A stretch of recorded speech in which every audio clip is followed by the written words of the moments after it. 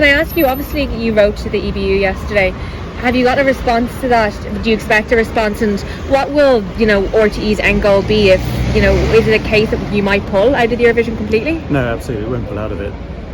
No, I just want to voice our concerns. I want to have a discussion with them. It's very complicated, and I've already had a number of discussions over the last couple of years about it. But, I thought we needed to have a further discussion now, given the level of public concern. Mr. Bakhurst, you've worked directly with the Director General of the EBU, Noel Curran. Have you spoken to him about this matter? Yes, I have, yeah. What was the nature of that discussion? Well, we just had a general discussion about, my concerns and the fact that I would be rationed to him. I think it's legitimate to have a conversation, but it's very complicated, and the position of the Israeli public service broadcaster, who is, in the end, who enters this competition, is pretty precarious, and they're under a lot of pressure from the Israeli government, and I don't want to undermine the Israeli public service broadcaster. Can I ask about the IT system and this confirmation that you only became aware of it after the results of that survey was submitted? Talk to us about that, because people are really perplexed by that, really. I don't know whether perplexed. I mean, this was reported in the RTE accounts. It was raised as a question by New Era at the time, I've now found out. So therefore it was reported to the department.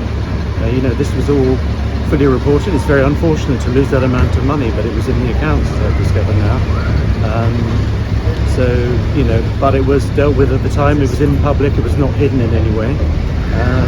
But we are, we've now put in place measures to try and make sure this sort of thing, as far as is humanly possible, won't be repeated. But these projects are very complex, and things arise during these projects. I should say overall, when we looked at this for the department, there were 57 million euros worth of projects, and the projects overall came in within $500,000. So the vast majority of projects came in on or under budget.